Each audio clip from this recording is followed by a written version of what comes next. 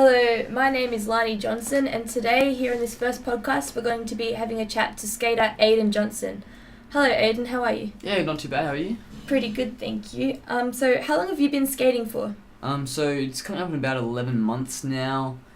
I did ride a penny board before I started actually skating though, and that was probably for about 4 or 5 months before I started riding an actual skateboard. Okay, so what's the difference between a penny board and the skateboards that you ride now? Oh, okay, so a penny board is made out of plastic, and the wheels on it are a lot thicker and it's a lot smaller than an actual skateboard.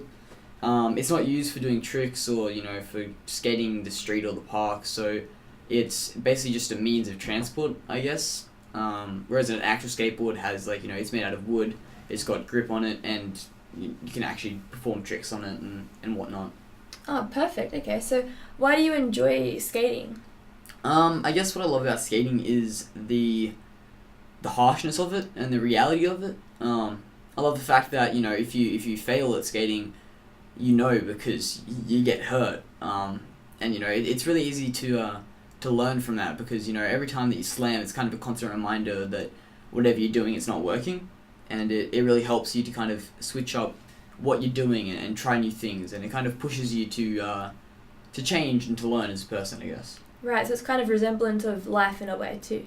Yeah, to an extent, yeah. It shows how, in real life, things happen, shit happens, and, you just have to kind of get up and keep going. So it's the same thing in skating. You'll get knocked down, you'll get bruises, you'll get scars, but you just got to keep going. Interesting. I have to ask you about the skating culture. It's often that skaters are presumed to be involved with gang activity or drugs. There's a particular type of music or graffiti that's kind of associated with skating. What do you think about that culture?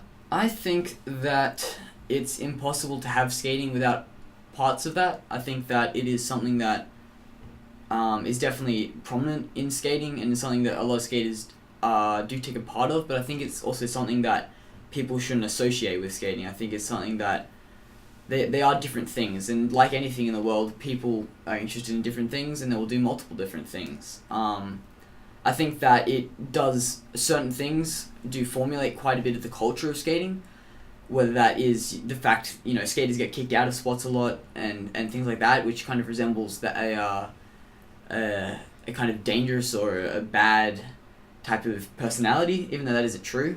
But I think that people shouldn't associate skaters with graffiti and with gang activities and stuff like that when a majority of us aren't like that. Yeah. So you don't participate in that side of the culture? Oh, no. I mean, it's hard to explain. It's not like I wouldn't go out and graffiti things, and I wouldn't go out and I'm not a part of a gang or anything like that. And I think that's an extreme way of viewing skaters, to be honest, but there are definitely skaters out there who do that. Do you know of skaters yourself personally who do those things? Definitely. I've met people at the skate park. I'm friends with people who do that. It's just me personally, I wouldn't do that, and I don't associate with that myself. Yes, of course, right. So is that how?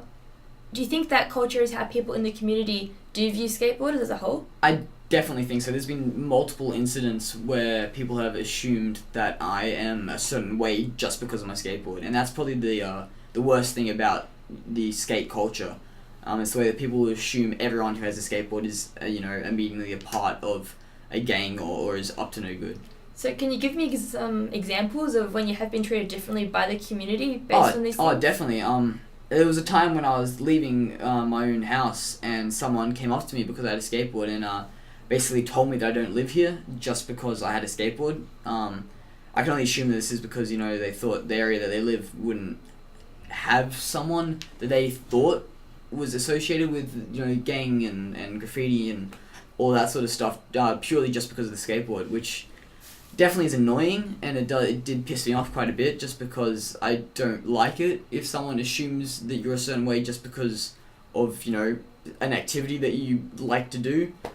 Other times where I have been skating at a spot in a public property where people just get angry at you for actually being there in general, even though it's perfectly fine to skate in multiple different public spots. Yeah, that's the other question I had for you is so you say that you ride at skate parks and on the street. Do you think that it should be allowed for skateboarders to ride on public property? Yes. In majority, lots of public property is allowed for skaters to skate on, in terms of like pathways and things like that. Skaters are allowed to be there. Of course, it's totally understandable if like a private business doesn't want you skating there. In the end, though, if you have got a good spot, if people still want to skate it, I'd still go skate it if it was something good enough. That's a very big thing in skating. Getting kicked out of spots kind of adds to the entertainment of it. The fact that, it's like a natural time limit to the amount of time you have to get a trick before security will come and kick you out. But I definitely think that lots of public spots should be allowed to skate. Only just in London, the South Bank has become legal for skaters to be there and everything like that, and they're starting to extend on it, even though it's a public area, but it's now become more of a street sort of skate park almost, which is a really cool thing to happen to the skate scene over there. Yeah. So that's why I feel like if something like that happened here in Sydney and in this area, that would be awesome, having a kind of street skate area. That would be mad. Yeah, definitely.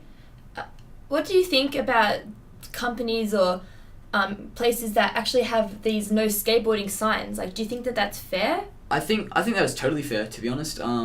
If you're a business and this is your private property, of course you don't really want people or skaters in particular coming up and scratching off your paint or destroying your rails. That's totally understandable.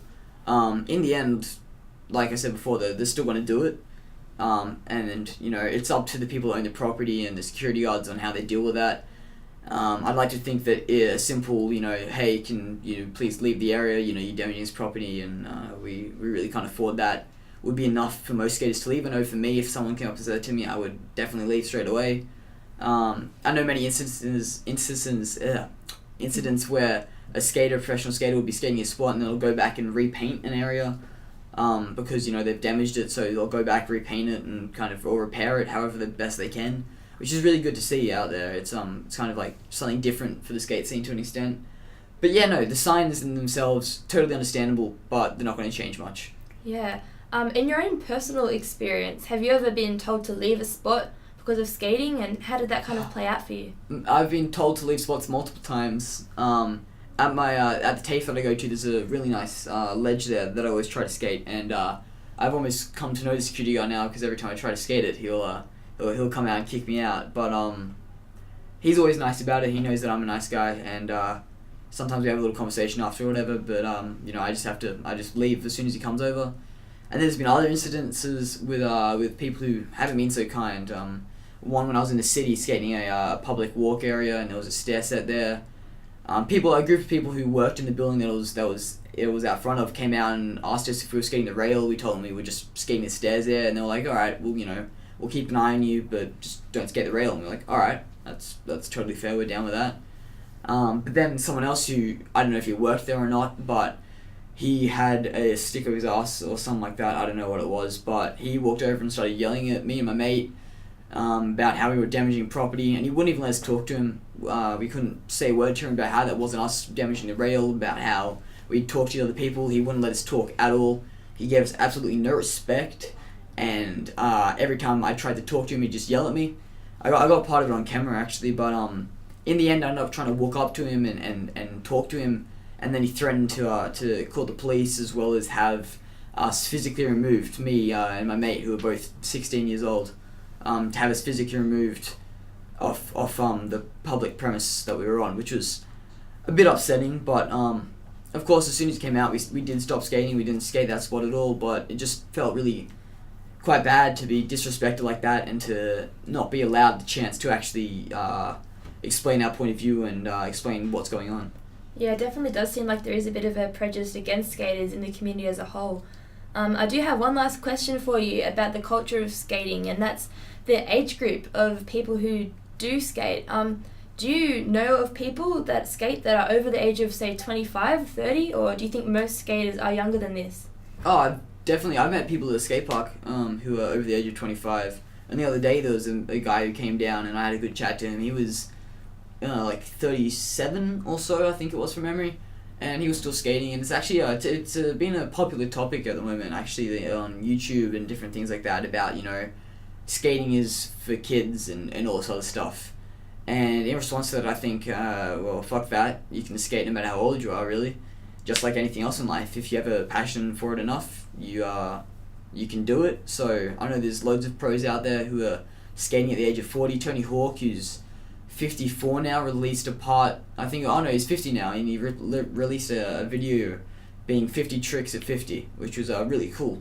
Because he's getting older now, but he can still skate really well. And it just goes to show you that, age is just a number, and I think skating is something that you can do until you yourself physically can't. And, that'll be a sad day when it comes, but I guess that's why you just got to enjoy it while you can. Yeah, great. Thank you so much for talking to us today, Aidan. It's really great to see how passionate you are about skating. Thank you for your time. Yeah, no worries. Thank you for listening. Always come back next week to see the next podcast. Thank you.